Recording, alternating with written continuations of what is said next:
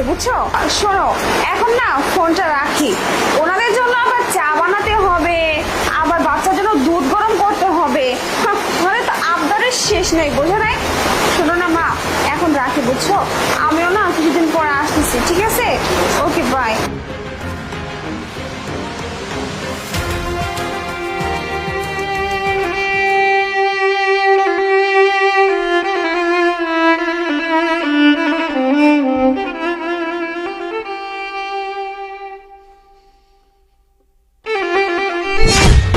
কি ব্যাপার লিমা, তুই কখন আসলি?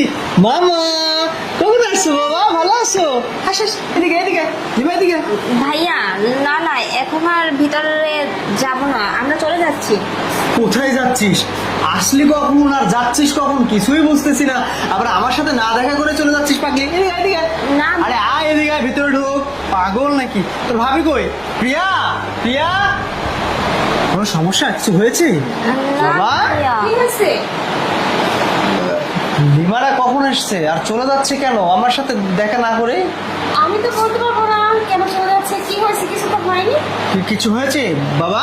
কিছু হয়েছে? হ্যাঁ না ভাইয়া, তেমন কোনো কিছুই হয়নি।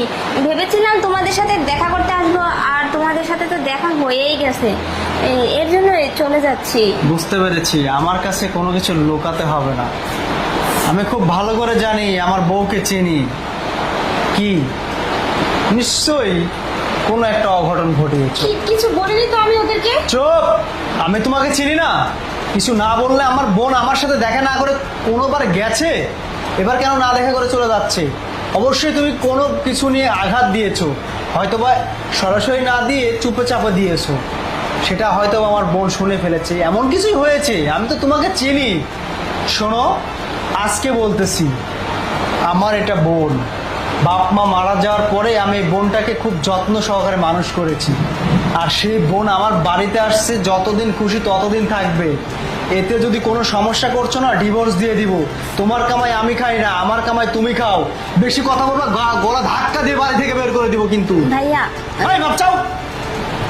ভাইয়া না না, কোনো সমস্যা নেই, আমি রাগ করিনি। লিমা তুই থাম, আমি চিনি না। কি বলছি কথা কানে যায় না? ভাবছাও। আচ্ছা লিমা ঠিক আছে, কোনো ব্যাপার না, তোমরা থাকো, ঠিক আছে? এটা কোন ধরনের কথা? বুঝতে পেরেছি, তোকে বাড়ি থেকে বের করে দেবো।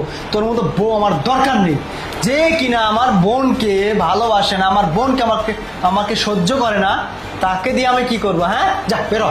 আরে বেরো। ভাইয়া, ও ভাবি তো মাপ চেয়ে নিছে, উনি ওনার ভুলটা বুঝতে পারছে।